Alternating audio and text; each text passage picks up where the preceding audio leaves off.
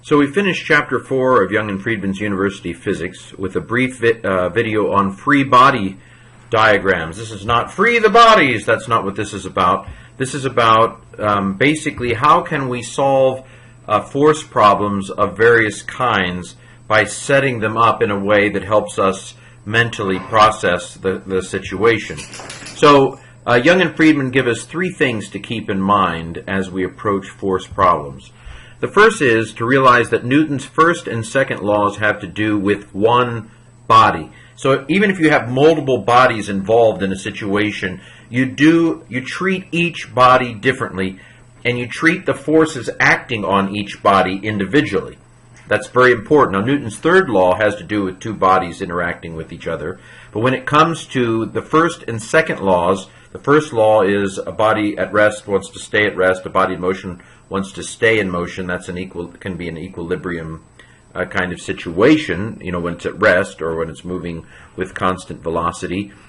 Second law has to do with force equals mass times acceleration, and it can be expressed in other ways. But when you're treating the forces in these situations, you have to treat each body individually, separately. Secondly, it's only the forces that are acting on that specific body that matter when you're figuring out the effect on that specific body. Things that are happening inside of the body that cancel each other out, or things that body maybe is exerting on the outside world. So, for example, he uses the example of somebody walking. The force that person is exerting on the ground is a force that person's exerting on something else. You want to take into account the forces acting on that body. And he says they say specifically, ask, now what is causing this force on this body? If you can't identify a source of the force on that body, then you may be dealing with a phantom or false force of your own mind, of your own making.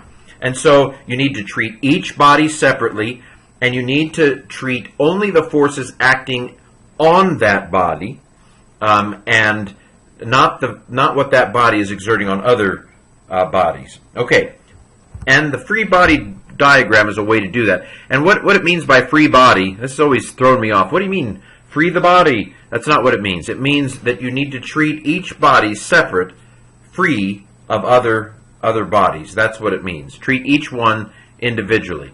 Okay, well, here's a horrible drawing by none other than the person speaking here. So they have a diver in the book. I decided to go with a poorly drawn fish. The free body diagram is the one I have circled, by the way. But, so there are four forces working on this fish here. First, there's the weight, which is that's the force of gravitation on the fish, as it were. There's the force of the water, that's buoyancy, that's keeping the fish up. There is the thrust of the fish, the thrust force, I guess it would be this way, the way you're looking at me. So the thrust force caused by the fins, I suppose. And then there's the drag force, the resistance of the water in front of it. So these four forces, you can see I've made a very poorly drawn free body diagram there that's circled, in which I've taken the fish out of the equation, and I've just drawn the four forces, the force of buoyancy, of gravity, of thrust, and of drag. So that's a free body diagram. It's a tool for us paltry human beings to conceptualize a force on a body situation.